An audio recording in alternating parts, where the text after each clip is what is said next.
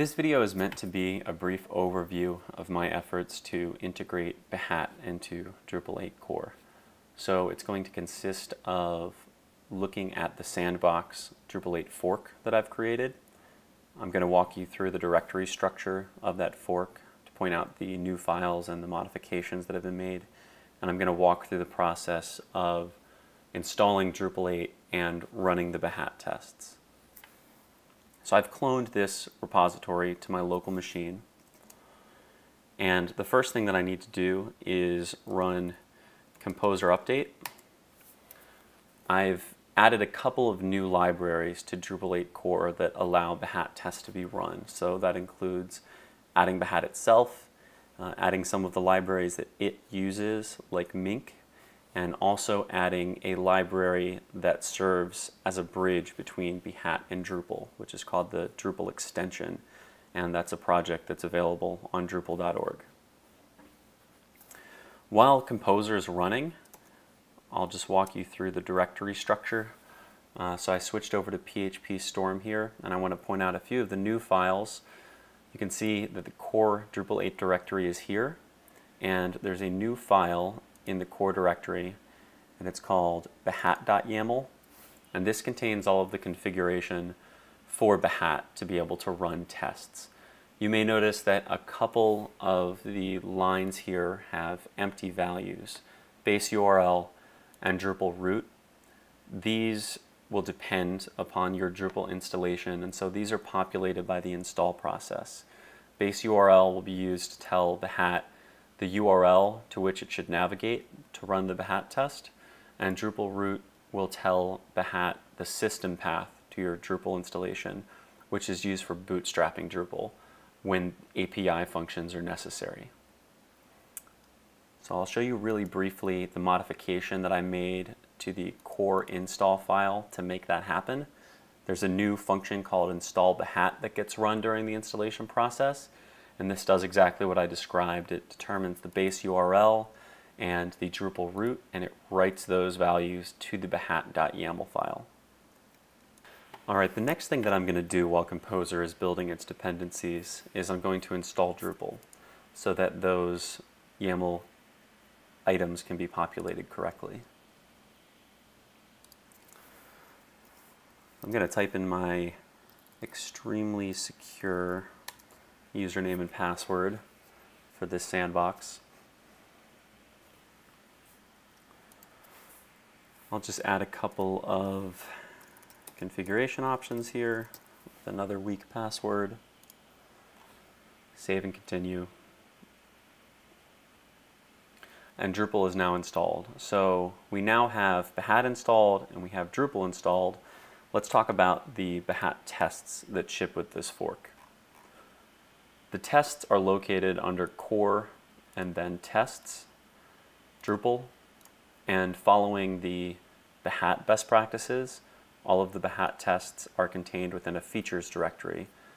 The name of a Behat test has the suffix .feature because we're testing a feature. So I've got a couple of example proof of concept features here.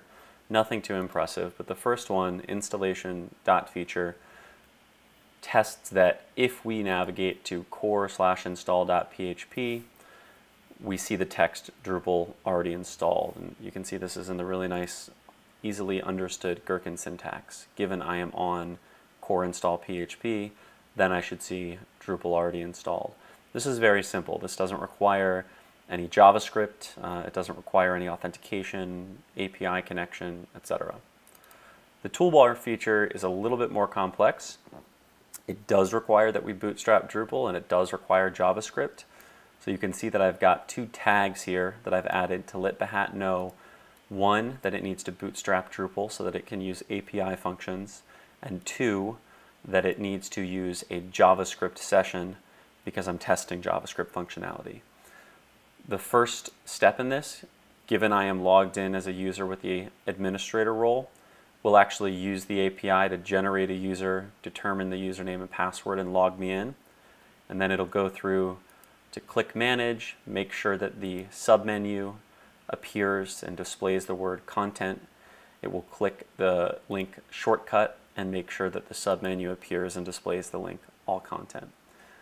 I'll show you how to run this test, but since one of these features requires JavaScript, I'm going to have to start up a Selenium server in the background. So there are lots of different ways of testing JavaScript in Behat. Drupal may end up using a solution other than Selenium, but I have Selenium running for the sake of this sandbox. You can see in my Behat YAML file I specified the host URL for Selenium 2. So it's going to look at my local host on a particular port at a particular URL for a Selenium server.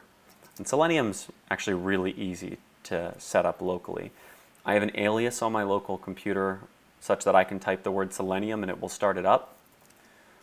But if I look at the type of alias, you can see that when I type Selenium, what it actually does is it just calls Java on a jar file. So you can set this up locally by simply downloading this jar file and running this command on that jar file. That's all it takes. But I'll use my fancy little Selenium alias, and this is going to start a Selenium server in the background, and when I run my Behat test, it will find the Selenium server and execute JavaScript tests on it. So while that's booting up, I'll show you another little shortcut that I made inside of Drupal 8 core. Inside of the scripts directory under core, I've added a new script called run Behat tests, and this simply executes the Behat command for us. So it figures out what the Drupal root is, and it then calls Behat from the bin directory in the vendor directory that Composer built, and lets Behat know that the configuration file it should use is behat.yaml. So what I should be able to do is type /core scripts run Behat tests, and it runs all of my Behat tests. You can see the first one ran without having to open Selenium. It's very simple.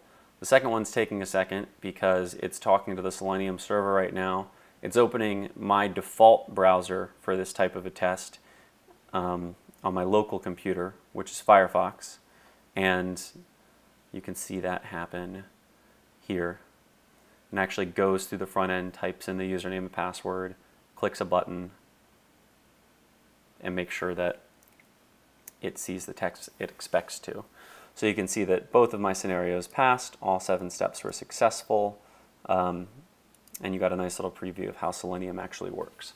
So that's it. That is Drupal 8 core with Behat testing. From this point, we can actually start to write more features and drop them inside of the tests Drupal features directory. If you know a little bit about Behat, you'll also know that you can write your own custom steps. So I wrote things like, given I am on a URL, then I should see some text. If any of the tests that we create for Drupal 8 require custom step definitions, the place to put that is inside of this bootstrap folder in the feature context.php file. So right now it's empty. This is just an extension of the Drupal context class that's provided by the Drupal extension. But if we start to need custom step definitions, this is the place to drop it. Thanks for watching, everyone.